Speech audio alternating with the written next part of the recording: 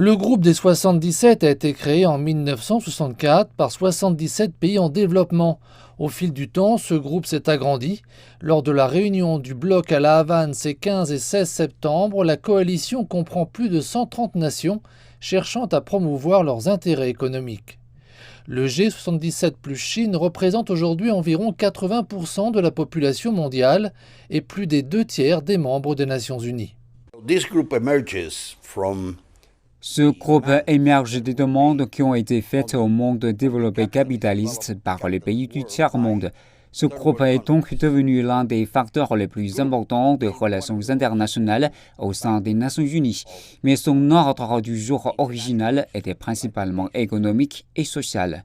Le ministère chinois des Affaires étrangères a exprimé son optimisme quant à la capacité du sommet du G77 plus Chine à sauvegarder la justice internationale et à défendre les intérêts communs de ses membres. Selon les analystes, ce sommet est un forum au sein duquel les pays en développement peuvent jouer un rôle dans l'établissement de l'agenda politique mondial pour le développement avec d'autres nations. Le sommet peut apporter une contribution en mobilisant les forces du Sud pour défendre l'idée de mettre la science au service des gens et non au centre du profit. L'ordre du jour du forum devrait inclure des discussions sur la justice sociale, le changement climatique et l'ordre mondial. Le président cubain assure la présidence tournante du G77 plus Chine. Il espère que ce sommet renforcera l'unité des pays en développement dans divers domaines économiques et sociaux.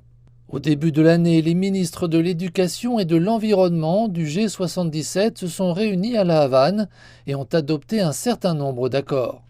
Lors du sommet du bloc économique des BRICS qui s'est tenu le mois dernier en Afrique du Sud, le président cubain Miguel Díaz-Canel a souligné la nécessité pour les BRICS et le G77 de faire face aux défis mondiaux.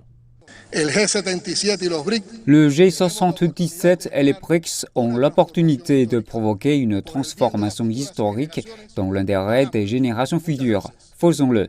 Le dirigeant cubain a invité les membres des BRICS à participer au prochain forum et à se pencher sur les moyens d'aider les nations du tiers-monde sur la voie d'un meilleur avenir.